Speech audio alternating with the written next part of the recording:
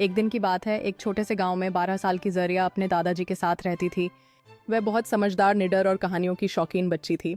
हर रात दादाजी उसे नई कहानियां सुनाते, लेकिन जरिया को एक कहानी सबसे ज्यादा पसंद थी, रोशनी का खजाना। दादाजी कहते थे कि जंगल के पार एक जादुई खजाना छुपा है जो सिर्फ उन्हीं बच्चों को मिलता है जो सच्चे दिल के हों, दूसरों की मदद करते हों और अंधेरे से न डरते हों।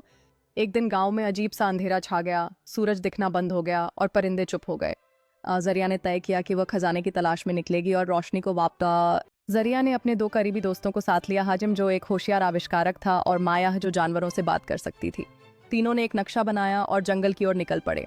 रास्ते में उन्हें पहला चुनौती मिला, एक डरावना नदी जिसका पुल टूटा हुआ था। नदी के पार कुछ रोशनी चमक रही थी। हाजिम ने अपने सामान से एक अस्थायी पुल बनाया और जरिया ने सबको हिम्मत दी और नदी पार करवाई। जंगल के अंदर उन्हें कई जानवर मिले जो अंधेरे की वजह से रास्ता भटक गए थे। माया ने उनकी मदद की और उन्हें जंगल के राजा हाथी से मिलवाया, जिसने खजाने के बारे में एक संकेत दिया, जिस दिल में रोशनी है वही खजाने तक पहुंचेगा।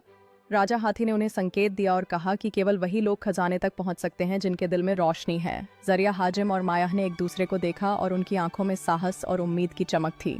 जंगल के अंदर और गहराई में जाते हुए उन्होंने अपने नक्शे पर ध्यान दिया। हाजिम ने एक महत्वपूर्ण रास्ते की दिशा दिखाई और जरिया ने अपनी आंतरिक रोशनी के बारे में सोचा जो उन्हें खजाने तक पहुंचने में मदद करेगी। खजाने तक पहुंचने का रास्ता आसान नहीं था। उन्हें एक गुफा में प्रवेश करना पड़ा जहां पूरी तरह अंधेरा था और डरावनी आवाजें आ रही थीं।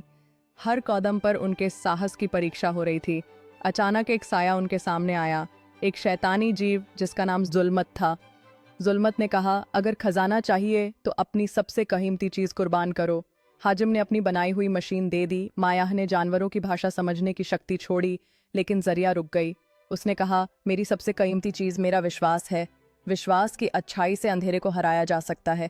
जैसे ही उसने ये कहा, उसके हाथ से रोशनी निकली और जुल्मत चीखता हुआ गायब हो गया।